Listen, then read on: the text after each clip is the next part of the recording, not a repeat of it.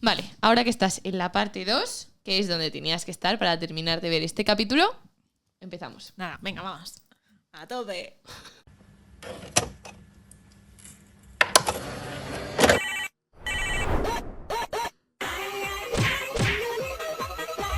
También hubo en 2014 algo bastante importante Sí. que yo creo que también fue un poco precedente. A mí me dio mucho miedo. Sí. Esto, mucho miedo.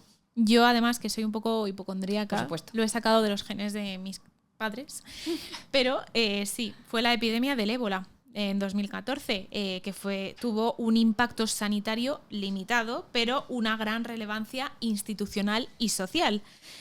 Según el Ministerio de Sanidad y la Organización Mundial de la Salud, España registró el primer caso de contagio local fuera de África en una auxiliar de enfermería que se llamaba Teresa Romero. Además es que me acuerdo del nombre, que se infectó pues tras atender a un misionero que fue repatriado desde zonas afectadas por el virus.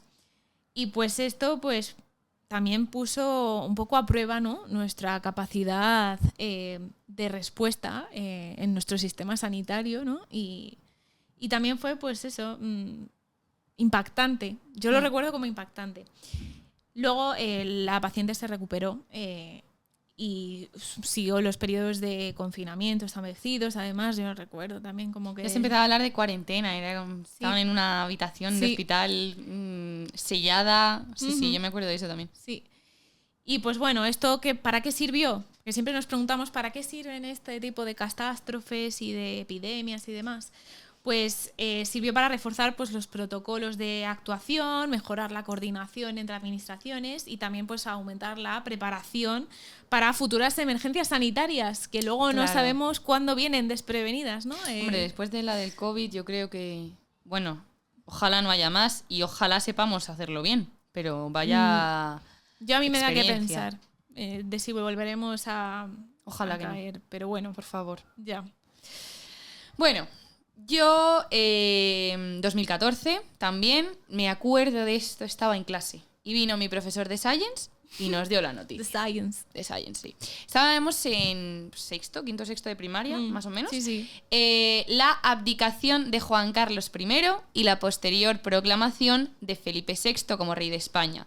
Tras un periodo de casi 39 años, el rey Juan Carlos I abdicó en su hijo Felipe. ¿Cómo? Que esto no es tan fácil. No, Se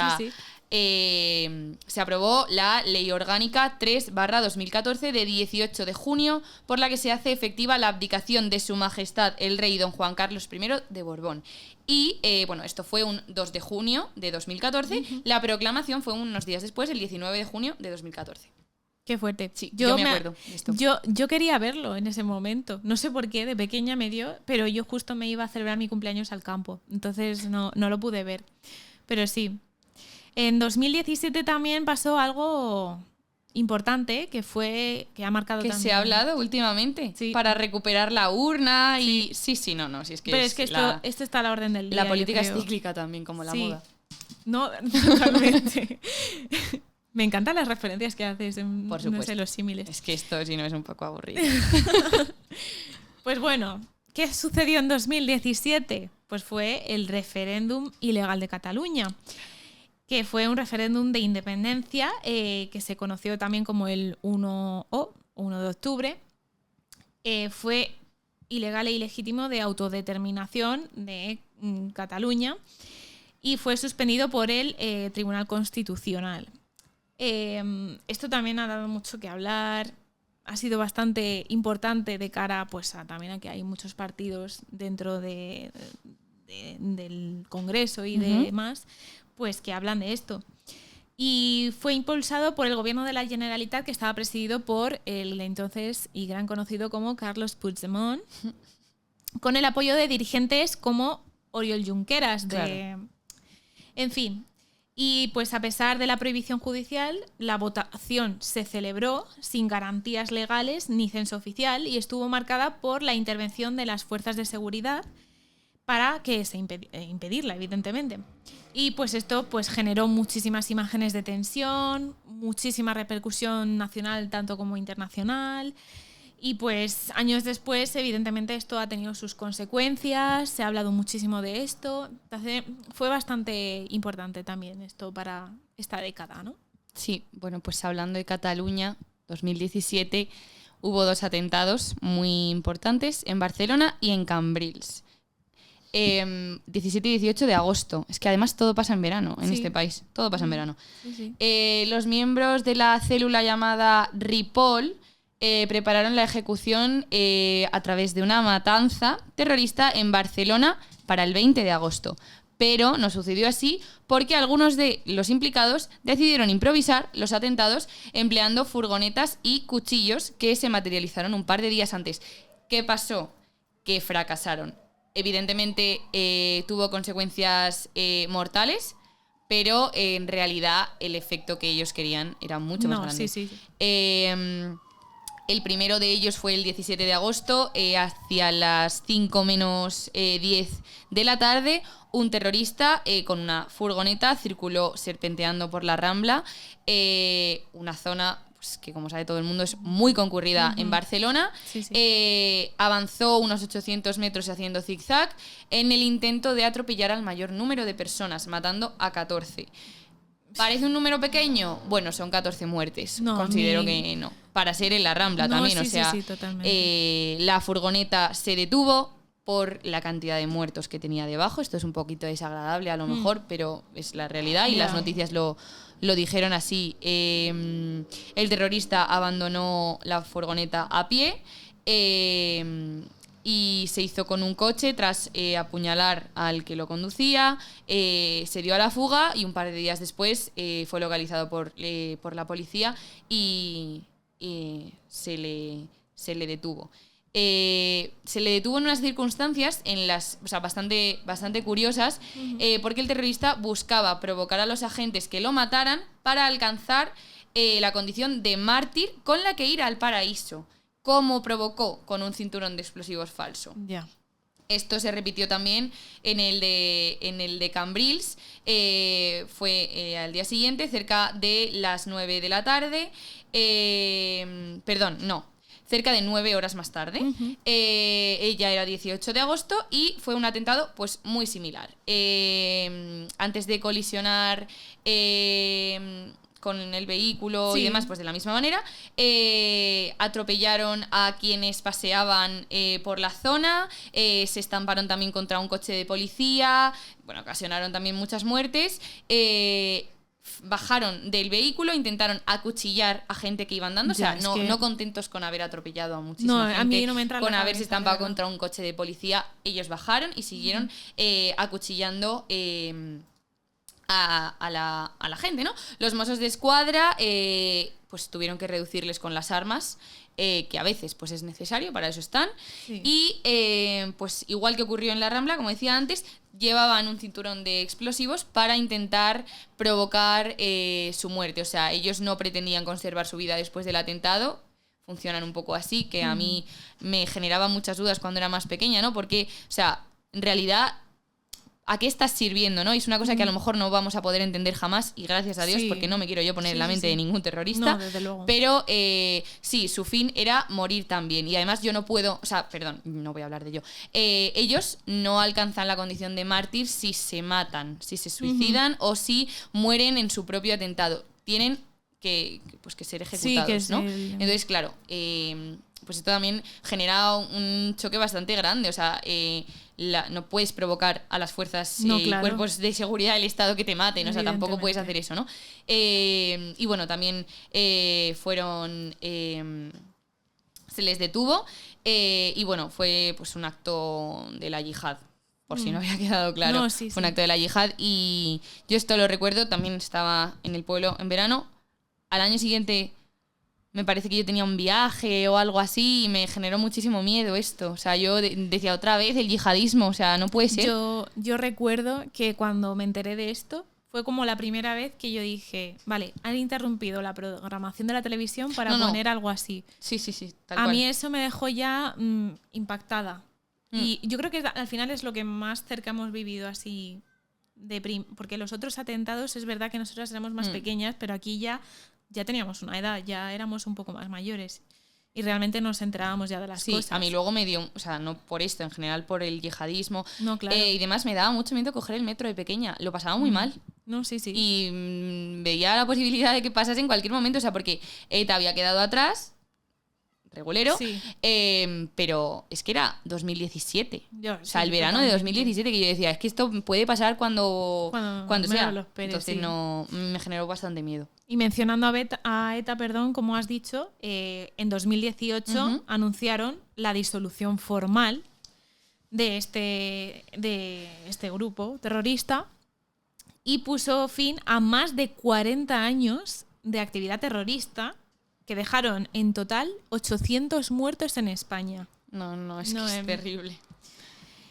Lo hicieron mediante una carta y un comunicado oficial, donde la organización pues confirmó el desmantelamiento total de sus estructuras y el cierre definitivo de todo su ciclo histórico. A mí esto, o sea, yo creo que también fue bastante importante verlo en la tele. Sí. Me acuerdo mucho de este proceso. Las consecuencias fue pues que el País Vasco empezó una nueva etapa política sin la amenaza del terrorismo. Y tras el final de la banda, pues el foco se puso en la situación de los presos de ETA, que sigue también el debate muy candente ahora también en la actualidad. Bueno, también está Bildu, en realidad. Sí. O sea, yo es que eso tampoco lo llego a entender. Pero bueno. Por eso digo que al final sigue existiendo ese debate, ¿no? Sí. Y esa, no sé, fue una época bastante dura y curiosa y sobre todo yo lo pienso por las víctimas. Yo siempre pienso, vamos, en eso, no sé. Pero bueno, también en 2018 tuvimos a nuestro querido presidente del gobierno, Creía ¿no? que ibas a decir otra cosa, pero no lo vamos a decir. ¿El qué? Un apodo cariñosísimo que se le da a este señor. Dale una vuelta. Pedro Sánchez, presidente en 2018, es investido presidente del gobierno tras vencer una moción de censura contra Mariano Rajoy. La aprobación provocó la aprobación de esta moción de censura votada previamente en el Congreso el 31 de mayo y el 1 de junio, provocó la dimisión del presidente del gobierno de ese momento, Mariano Rajoy, ante el rey en cumplimiento del artículo 114 de la Constitución y llevó a la investidura de Pedro Sánchez como séptimo presidente del gobierno de España. Fue la cuarta moción de censura desde la transición, la segunda contra Mariano Rajoy y la primera en prosperar en toda la democracia. O sea, es muy heavy que hay, o sea, yo lo pienso y digo, joder, como el término moción de censura, de repente triunfa por primera vez una... Es que triunfa, simplemente triunfa en 2018, o sea, fue ayer. Bueno, ya no tan ayer, pero fue ayer. Nosotras seguimos ancladas un poco, ¿no? Sí. En ese año, pero... De hecho, esto cuando lo dimos en historia hace un par de años, yo decía, pero si es que esto es ayer. Sí. Pero bueno, y poco más. Nada, poco más. Solo que en 2019 también tuvo algo muy importante. Es que 2019 también fue un año importante. Se dio la exhumación de Franco, de Francisco Franco, que se llevó a cabo el 24 de octubre de 2019 por decisión del Gobierno de España en aplicación a la Ley de Memoria Histórica, de la que ya hemos mencionado y hablado antes, tras ser avalada por el Tribunal Supremo. Y el proceso, pues básicamente consistió en trasladar sus restos desde el Valle de los Caídos al cementerio de Mingorrubio, donde fueron reinhumados junto a su esposa. Esto, o sea, el proceso más largo de la historia. No, sí. O sea, además tuvo como muchísima... Es que PP, PSOE, PSOE, PP. O sea, eso siempre. era literalmente eso, todo el rato. Y al final lo consiguieron. Pero bueno, esto es más reciente, yo creo que...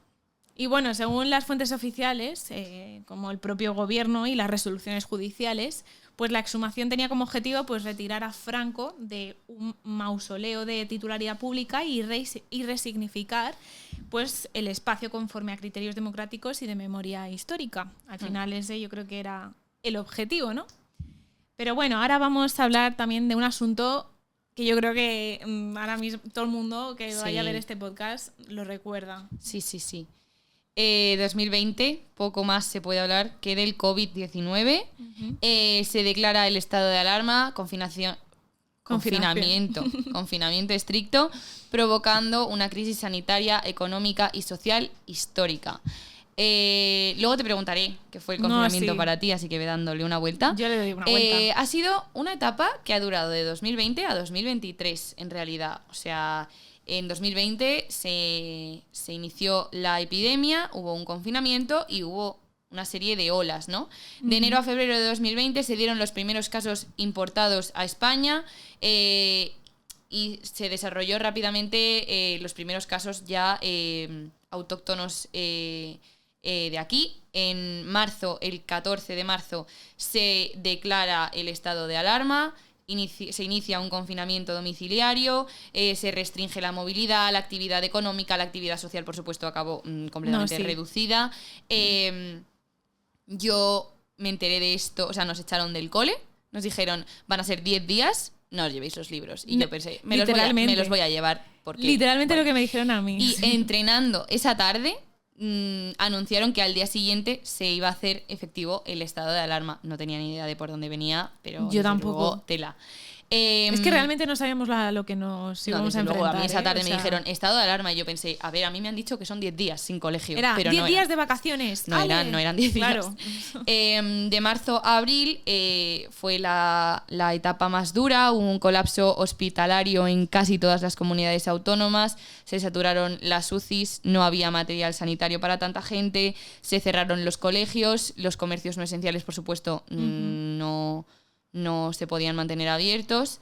De hecho, bueno, es que se tuvieron que abrir espacios nuevos. El Palacio del Hielo, yo me acuerdo, o sea, tengo la imagen, me parece súper desagradable con y el IFEMA, los féretros y no. No, sí. O sea, y si te digo que yo estuve pocos días antes en el IFEMA, o sea, yo estuve... Claro, es que yo estuve que era aula para la universidad. Justo por eso nos pilló. Es que a nosotros nos ha pillado. Es que yo estuve en el Palacio del Hielo esa Navidad de excursión con el colegio y una semana antes en aula. No sé, pero es que a mí, encima, yo tuve muy mala suerte, porque es que encima justo el día 14 de febrero yo me iba a ir de viaje a Londres. Y a mí, 6 horas antes de irme, me dijeron lo del estado de alarma y que cancelaban todos los vuelos. Yo tengo eso, vamos, con la maleta hecha, con todo preparadísimo. Y al final, pues nada. Sí, fue una cosa pandemia horrible. Yo he de decir que el confinamiento no lo pasé mal. De hecho, luego me dio bastante miedo volver a salir a la calle. Sí. Fue un tiempo de reinventarse en casa. Yo me obsesioné mucho con el COVID, a mí me dejó un poco tocadita. Pero es verdad que estando en casa era como, bueno, es que ¿qué me puede pasar? Venía mi madre de comprar y decía, ya, atrás. Claro. Pero yo estando en casa era como, que no me puede pasar nada, ¿no? Entonces, pues bueno, yo pasé muy buen confinamiento, o sea, echaba de menos la vida social, claro, obviamente dentro de lo que es un confinamiento. Sí, pero bueno, en mayo empezó la desescalada por fases. Yo no pasé ninguna fase. Yo dije, yo hasta que no haya todo el mundo en la calle, no pienso salir. De hecho, mis hermanas y mis padres y demás salían, yo me negué. Sí, o sea, yo me alargué el confinamiento porque me dio mucho miedo. O sea, cuando vi que ya podíamos estar en contacto con el COVID, dije, no, la verdad es que a mí no me apetece. Yo creo que es que tenemos... A mí me dio miedo salir a la calle. Muchísimo miedo. El primer día. De hecho, yo recuerdo dar una vuelta así. Sí, no, era rarísimo. El primer día, o sea... como una película. Sí, o sea... Otra realidad. Pisar el suelo de la calle era como súper extraño. Sí, 3 meses confinado. 100%. Sí. O sea, mis hermanas se mataban por ir a tirar la basura. Y yo dije... Había mucha gente. Yo no voy a tirar la basura tampoco. Pero que hacían también el truco de sacar al perro. Sí, claro. De, ay, soy runner. Yo recuerdo una amiga mía que paseaba a su perro por mi calle, me llamaba, me asomaba a la ventana, hablaba con ella un rato y luego seguía mi confinamiento. O sea, eso era el evento social. Sí. Pero bueno. Sí. Junio-julio 2020, final del confinamiento estricto, reapertura del turismo con muchísimas restricciones. O sea, eso no era ni turismo ni era nada. No, eso fue traumático. Sí. Luego la segunda mitad del 2020, o sea, es verdad, tuvimos un verano relativamente tranquilo en ese sentido, pero hubo una segunda ola a la vuelta del verano. Sí, o sea, obviamente los contagios durante el verano pues no dieron tanto la cara, dieron la cara después. Segunda ola, aumento de contagios, rebrotes, se reforzó también mucho, ahora que se sabía un poco cómo actuar, la actividad de los hospitales de las comunidades autónomas y demás. En octubre de 2020 se decreta un nuevo estado de alarma, se implanta ahora un toque de queda. Es verdad que era un nuevo estado de alarma sin confinamiento, con toque de queda. O sea, es una cosa un poco diferente. Y cierres perimetrales. O sea, cerraba tú de Madrid, no podías salir. Bueno, mejor que un confinamiento, considero. Luego, de noviembre a diciembre, se estabilizan otra vez los contagios y empiezan las vacunas. 2021 fue un año de vacunas que empezaron en residencias y hospitales y luego ya nos llegaron a toda la población. Y mayo de 2021 se acaba el conocido estado de alarma hasta ese momento. Ese verano, en 2021, salieron nuevas variantes, la variante Delta, que yo decía, no por Dios, otra cosa más. No. Eso es que yo... Vamos. No, por favor. Pero bueno, bien. O sea, es que me asusté porque los portadores así como más habituales eran los jóvenes. Sí. Y era verano. O sea, es que todo mal. Pero no salió al final tan mal. Luego, 2022, se elimina la obligatoriedad de las mascarillas en interiores. Yo alargué la mascarilla en la universidad. Yo también la alargué. La alargamos muchísimo. Yo me acuerdo de nuestras amigas que se la quitaban. Y sí, nosotras dos sí que no la poníamos más. Pero yo creo que también fuerte, nos conocimos con mascarilla. Sí. Bueno, claro, yo acabo de caer. No, es que... Bueno, nos conocimos a turnos encima, eso para empezar. Es que empezamos la universidad a turnos. Que a mí eso me parece... Yo creo que fue... En plan, yo Ostras, además pues me la nos vieron la cara las últimas a nosotras dos. Esto está muy bien. Sí. Está muy bien. Pero que yo me acuerdo que mi padre me decía, iba a empezar así, la universidad, que se supone que es una etapa, ¿no? Que es como nueva, de conocer más gente y demás. Fue un poco triste. O sea, yo el confinamiento, la verdad, lo pasé bien. Lo peor fue después, yo creo. Sí. Pero yo creo que yo y muchísima más gente ha tenido muchísimas consecuencias, ya no solo de miedo a contagiarte, sino de ansiedad, de muchísimos problemas que ha desencadenado esto, por desgracia, la verdad. Sí. Pero bueno, eso en 2023 se llegó a una normalización y una integración del COVID como una enfermedad respiratoria habitual. Hay gente que tiene COVID todo el rato, gente que tiene COVID persistente, gente que tiene los... no me sale la palabra. Los efectos del COVID. O sea, lo que te queda después. No me está saliendo ahora mismo. No, a mí tampoco. Lo tiene persistente, o sea, los síntomas, no síntomas, pero bueno, da igual. Secuelas. Secuelas, es verdad. Secuelas. Vale. Secuela. Hay gente que tiene muchas secuelas, pero se considera una enfermedad respiratoria habitual sin ningún tipo de problema. Entonces, bueno, esa normalización hacía falta. Sí. Yo me acuerdo además de que documenté todo esto. Hice vídeos, en plan, de cada fase. Yo los tengo guardados, de hecho. Pero me da un poco de aprensión. Además, sí. ¿Se han cortado? ¿Cuándo se ha cortado? ¿La mía se ha cortado? No, la tuya no, la tuya es... ¡Ay, mi niña! ¿Las dos se han cortado? Seguimos con el plano, da igual. Seguimos con el plano general, no pasa nada. David, we love you. ¿Qué? Ya queda súper poco. Queda poco. Hostia, es que son las 10:30. Qué barbaridad. Nada, terminamos si quieres. Es que no queda nada, tía, ya vamos por 2020. Vamos 2020. A ver si dura esa cámara. Sí, esa ya. Vale. Esa ya tira. 100%. Venga, va. Vale. Voy a contar yo. Pues sí, yo de hecho grabé como una serie de vídeos de cada fase y tal, pero me da un poco de aprensión mirarlos y demás. Y de hecho, yo no sé si te acuerdas, pero yo me llegué a vacunar a la 1 de la mañana. ¿A la 1 de la mañana? A mí me citaron. No, sí, pero de esto de que... a mí me daba hasta miedo, porque era de noche, todos en fila, en fuerte, silencio. Yo tuve muy buenas horas de vacunación. No, pues a mí me tocó a esa hora que yo dije, perdón, o sea... 1 de la mañana, madre mía. Y lo mal que me sentó la vacuna, eso era una también, cosa. Los efectos de la vacuna, también, que fiebre y demás, madre mía. Pero bueno... ¿Qué más antes de pasar a otro año? La verdad es que el COVID a mí me marcó bastante. Y luego tenemos también en 2020 que pasó que Juan Carlos I pues, se fue de España. salió de España, el Para 3 de cerrar agosto. 2020. Sí, para Está muy cerrar. Vio el COVID y dijo, Hasta luego. yo de aquí me voy. Nada. ¿A dónde se fue? Pues a Abu Dhabi, como muchos sabréis, que son los Emiratos Árabes Unidos. Y pues esto fue porque hubo una serie de escándalos financieros y tuvo muchísimas repercusiones de su actividad privada, muchísimo chisme ahí también. Sí. Y su decisión se la comunicó a Felipe VI, que buscaba proteger la corona ante todo, evidentemente, y pues facilitar el ejercicio de la jefatura de Estado. Así que, pues eso, este también fue un suceso importante, ¿no? Pero también yo el que vas a contar tú ahora o mencionar es también heavy, que es que vino todo de golpe. No, A partir de 2020, a partir de 2020 teorías conspiranoicas free, o Totalmente. sea, normal.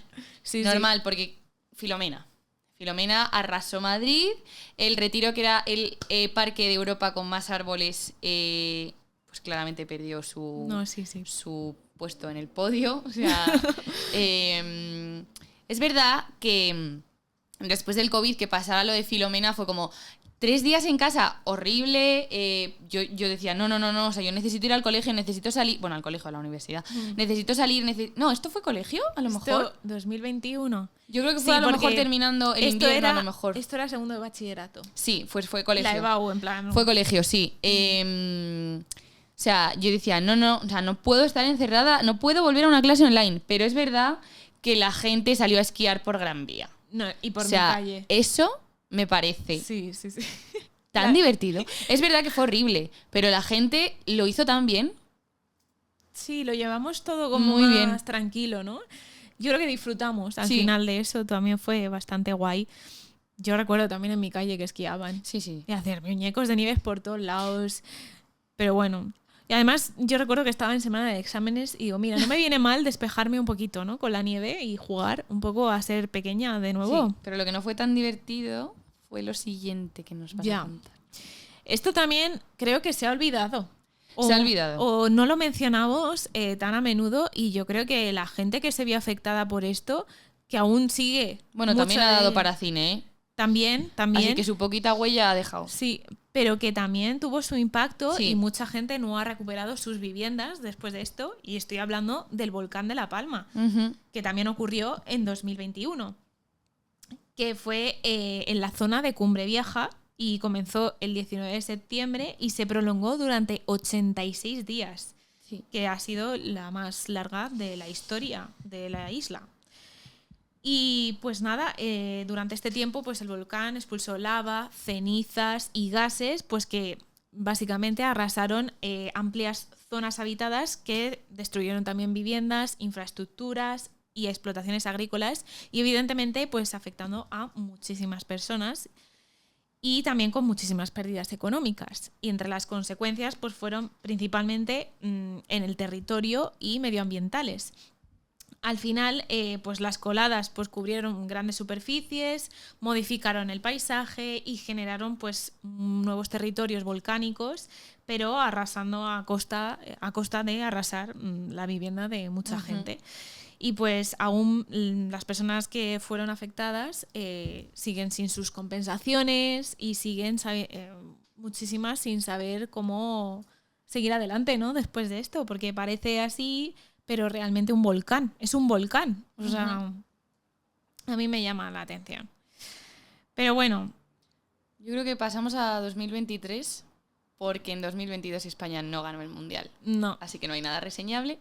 2023. Bueno, a mí 2022 me gustó, pero... A mí me gustó, pero fue un año... A ver, es que 2000, o sea, tiene un número bonito. Sí. Entonces, bueno.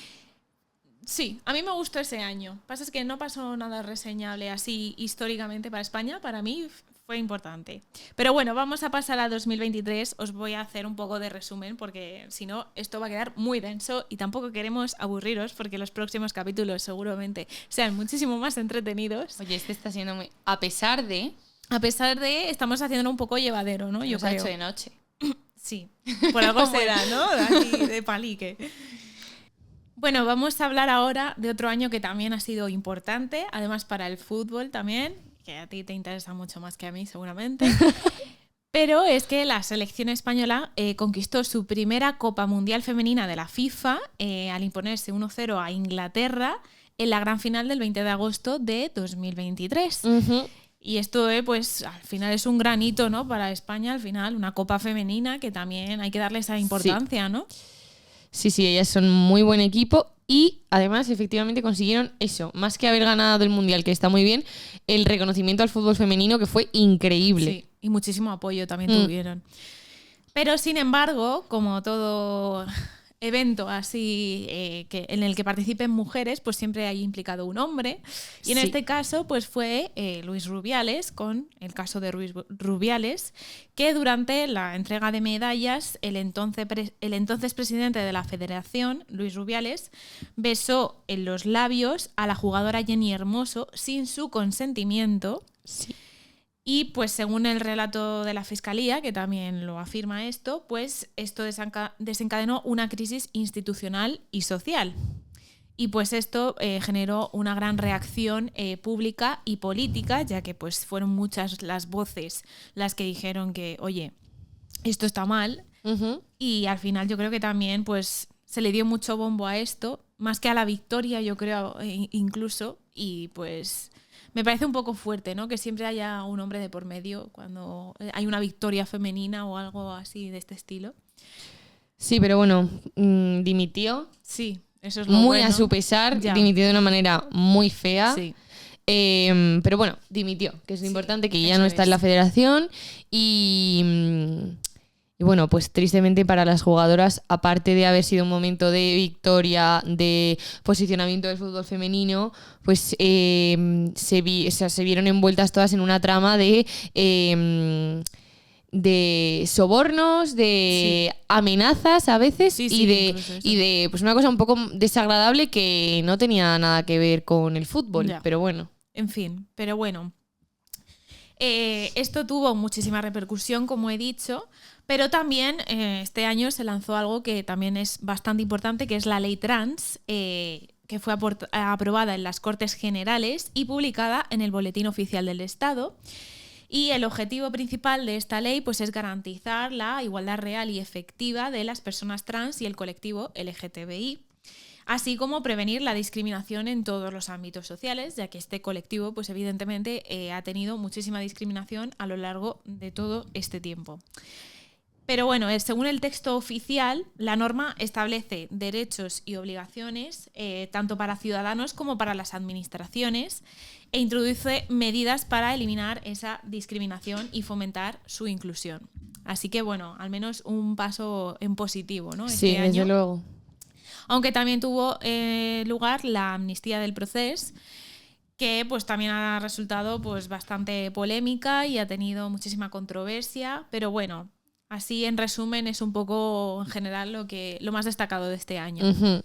¿Qué más pasó? Pues 2024, seguimos con fútbol y es que la selección masculina de fútbol gana su cuarta Eurocopa contra Inglaterra también, que fue una cosa pues a mi parecer bastante bonita, ¿no? Después de que las chicas ganaran contra Inglaterra. Esta vez los chicos ganaron un 2-1. Luis de la Fuente ahora es el que acompañaba al equipo. Ahora, en ese momento, después de un mundial que no fue demasiado bien y demás, consiguió demostrarle a España que sí, que su equipo valía, ¿no? Que los de Luis de la Fuente valían, que no eran los de Luis Enrique y demás, ¿no?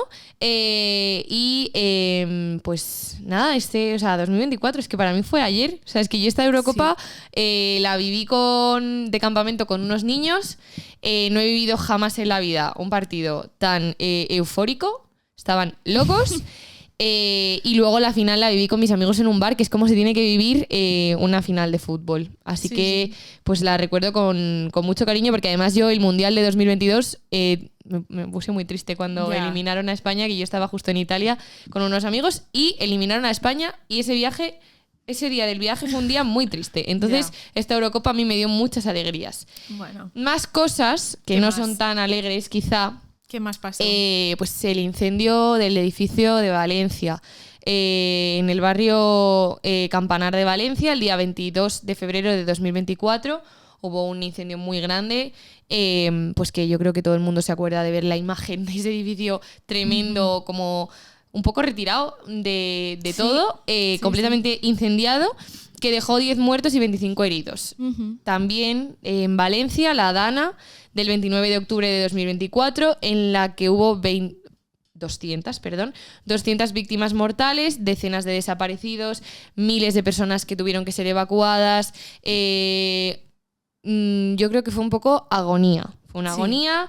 Entre el 29 y el 30 de octubre se acumularon más de 600 litros por metro cuadrado. Es más, la Rambla del Pollo, que está al oeste de Valencia, duplicó el caudal que puede soportar. Que bueno, que su fin el fin de esta Rambla pues era contener grandes cantidades de agua en este tipo de emergencias. Pero claro, si es una catástrofe natural tan grande, es que a veces no... Sí, que a veces es incontrolable. A veces es incontrolable. Y el problema de la Dana, que esto ha sido y es... bueno, más bien ha sido, ¿no? Pasado 2025 ya se cerró un poco el tema, pero pues era un poco la capacidad de reacción, la gestión política también que hubo con la Dana, que... Muy cuestionable. Que se zanjó con las dimisiones pertinentes, pero que pues al final, si se hubiese reaccionado de otra manera, dentro de la catástrofe y de lo que estaba ya suponiendo en ese momento, pues quizá los daños hubiesen sido menores. Cabe destacar que, de nuevo, la ciudadanía española se juntó. Como siempre, en este tipo de... Pocas veces ha habido tantos voluntarios, o sea, este nivel de cantidad de autobuses, de asociaciones y de todo tipo de medios que bajaban a Valencia, increíble. Y volvemos a lo de siempre, pues da un poco de pena que se necesiten este tipo de catástrofes para que la gente se una, la gente deje un poco al lado ideologías, etc., ¿no? Lo mismo de siempre. Pero, bueno, si hay que buscar una parte positiva de la Dana de Valencia es esto, la cooperación ciudadana para ayudar a estas personas. Y luego también, en 2024, por mencionar así por encima, el caso Koldo.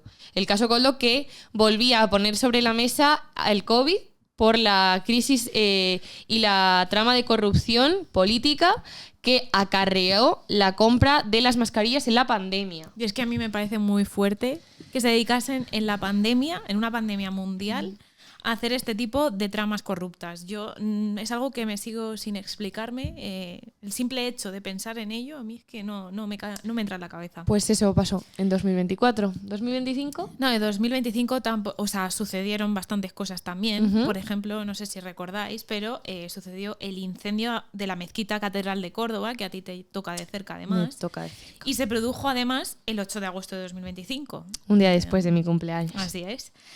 Y fue pues un episodio de gran impacto patrimonial en España.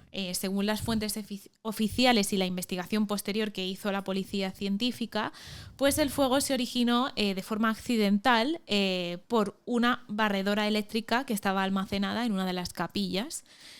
Estaba ahí destinada como espacio de depósito y pues bueno, ahí estaba la maquinaria y debió de prenderse. Y bueno, también hablando de incendios, también los incendios forestales marcaron el 2025, el mes de agosto, que cuando vimos pues casi toda España calcinada y en llamas. A mí esto también me impactó. También hice un reportaje, además de lo de la Catedral de Córdoba, también hice un reportaje sobre esto. Y es bastante impactante ver esas imágenes. Y afectaron a casi toda España desde el 1 de julio de 2025 hasta finales de agosto. Pero bueno, algunas áreas sí que estaban más controladas que otras. Fueron 400.000 hectáreas calcinadas de tierra que se quemaron. Muy fuerte. Y esto convierte a 2025 en la peor temporada de incendios forestales que ha tenido España en más de 30 años. Y mira que ha habido veranos de arrasarse completamente todo, pero eso fue muy fuerte. Esto ha sido muy fuerte también. De hecho, aún se sigue investigando. En plan, la Fiscalía de Medio Ambiente en España sigue investigando pues, las deficiencias de las medidas de prevención que hay con respecto a estos incendios, porque sí, todavía faltan muchas medidas. Luego también la protección a los bomberos, que también hubo muchísima manifestación por su parte de, pues eso, reclamando pues, lo que reclaman, lo que necesitan. Y al final, pues, España cerró 2025 con 5.822 hectáreas quemadas según los datos del Ministerio de Transición Ecológica. Y es el peor año de incendios desde que existen registros. Así que también muy fuerte. También hubo otra trama de corrupción. Qué raro. No, cada año parece ser que hay una trama de corrupción. Fue la de Leire 10, que estaba investigada por la UCO. Y estaba vinculada pues, a presuntas actividades de corrupción que sugiere incluso el cobro de más de 700.000 euros en relación con empresas de la SEPI entre 2021 y 2023. Así que pues, también estaba ahí implicada. Y luego también pues, algo que marcó sin duda el 2025 y que dentro de nada, hace un año, que parece que fue mentira, que fue ayer, es el gran apagón que sufrió España el 28 de abril de 2025, que fue un apagón eléctrico masivo, sin precedentes, porque no se había dado hasta la fecha ninguno, que alcanzó el cero nacional, es muy fuerte, y que pues, nos afectó a la península ibérica, a Portugal y a Andorra. Sí. Y me suena que hasta a zonas de Francia, no sé si dijeron. A mí me suena también, porque fue un sitio de los que me suena eso porque creo que fue de los primeros sitios en los que volvió la luz o algo así. Sí.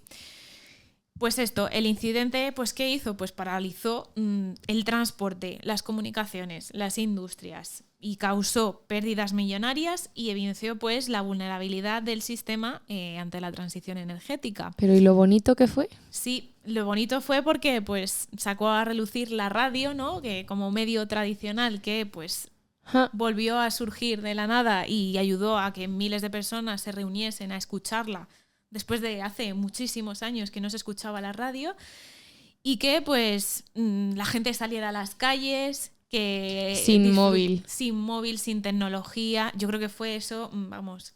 Y cuando iba volviendo la luz, que era como... Sí, me ha llegado. Aplaudiendo por las ventanas, a mí eso me pareció bastante bonito. Sí, a mí me recuerdo ese momento, fíjate, a los aplausos de la Efectivamente. pandemia. Eso fue como, no sé. Sí. Esa solidaridad de la que hemos hablado, ¿no? Que salen en situaciones así, a mí me parece bastante guay. Y pues eso, paralizó pues la Renfe, paralizó pues a todo el mundo, porque al final la gente que estaba en sus trabajos también se tuvo que volver. Hubo gente que se venía andando desde sus trabajos. Es que si no... Sí. A mí, por ejemplo, me pilló aquí porque justo ese día no teníamos nosotras clases de la uni, no sé por qué. Yo tampoco me acuerdo, pero que fue el lunes. Sí, o así. Fue un lunes y estábamos nosotras en casa y yo recuerdo, además estaba con mi madre y yo, y claro, de repente yo digo, uy, se ha ido la luz, tal y cual, y no, es que de repente salgo a la calle, está todo apagado, tal, y ya es cuando digo, uy, algo ha pasado. Y ya cuando encendí la radio me di cuenta de lo que realmente estaba pasando. Así que bastante heavy. Así que bueno, vamos ahora con este 2026, ¿no? Este 2026 es breve lo que tenemos porque, bueno, estamos en las fechas en las que estamos. Sí. Pero a destacar el accidente de Adamuz, que, bueno, el 18 de enero de 2026 hubo un accidente ferroviario que ocurrió a las 8:15 de la mañana, involucrando a un Irio que iba Málaga-Madrid y a un Albia Madrid-Huelva. La causa principal, después de los informes y las investigaciones de la Guardia Civil y de la Comisión de Investigaciones de Accidentes Ferroviarios, señalan que definitivamente la causa fue un fallo, algo que no debería estar así, o sea, de conservación de la infraestructura ferroviaria, en el kilómetro 318, provocando el descarrilamiento. O sea, no era una fracturita pequeña para descarrilar un tren entero.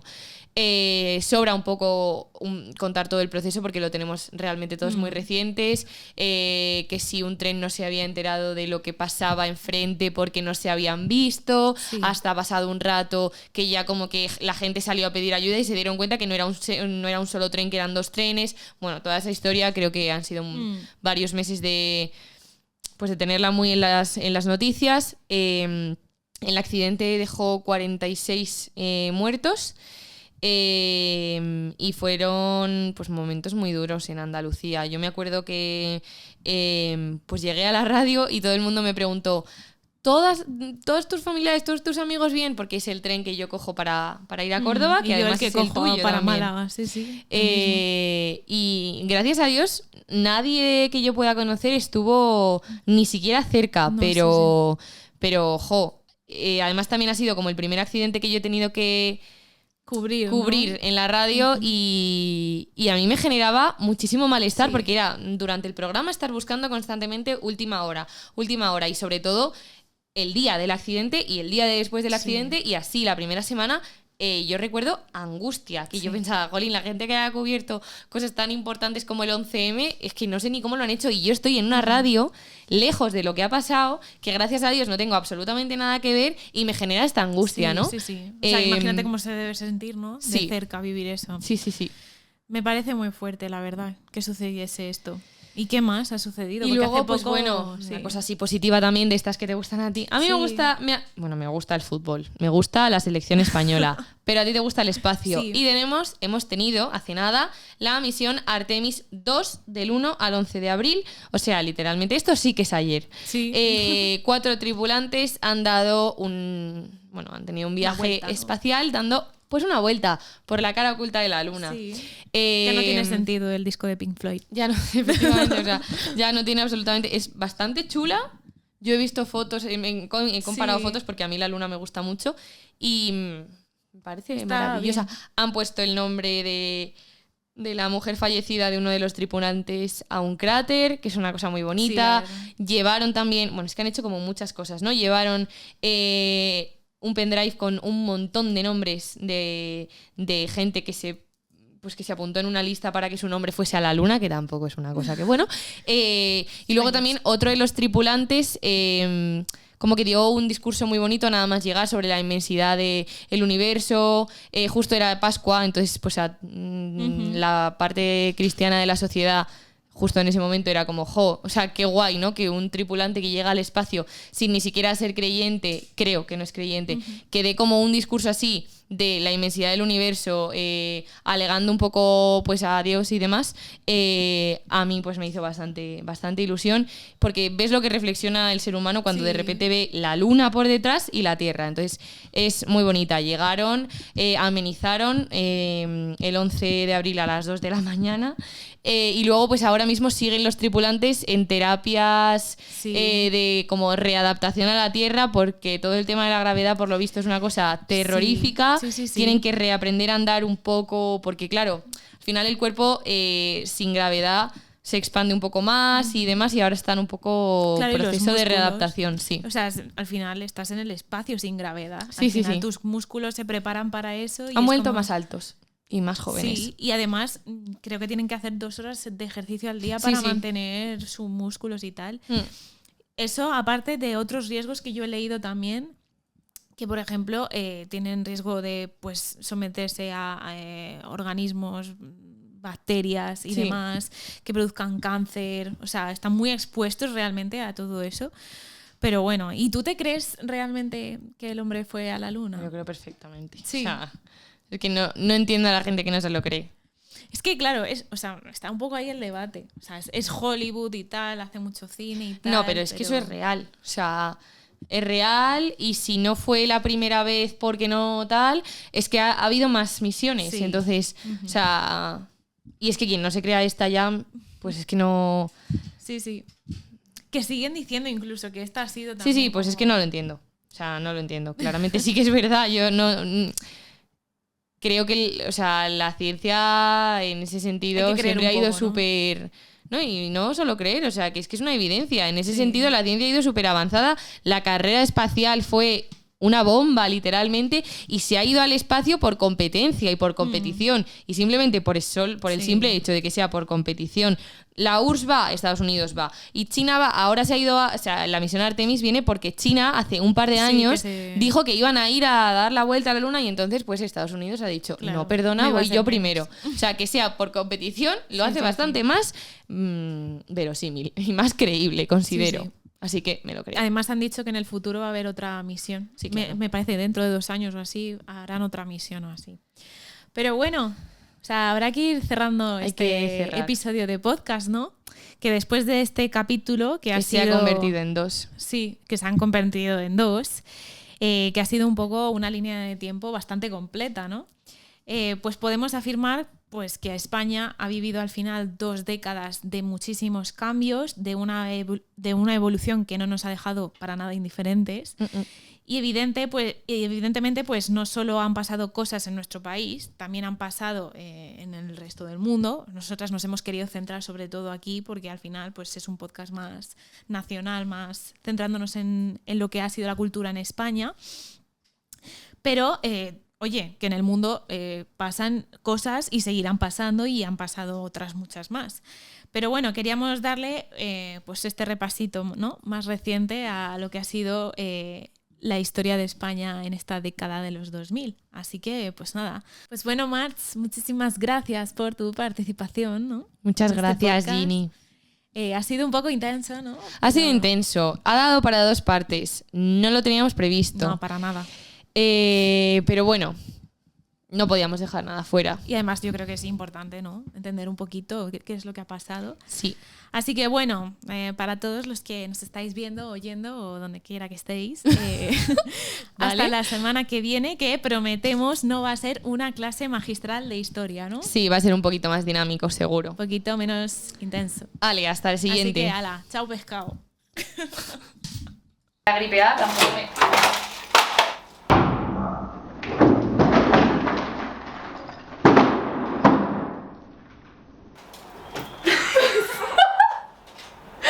Esto iba súper bien.